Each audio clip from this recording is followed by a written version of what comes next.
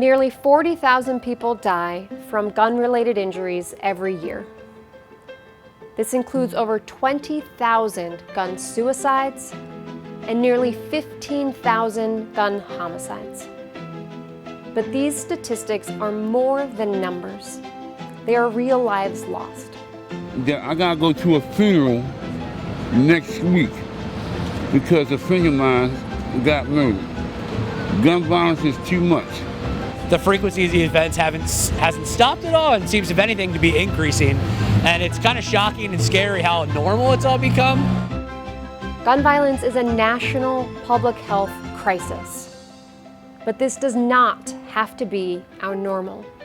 In general, around guns, gun use, availability, who they're available to, why, all those things. I think it's just a lack of knowledge. This is why we're launching a month-long teach-out on firearm purchaser licensing. We invite you to learn more about this evidence-based policy, engage in civil discourse, and create positive social change in your communities. Less guns, less violence, less killings. Please join us so we can teach in, teach out, and teach each other.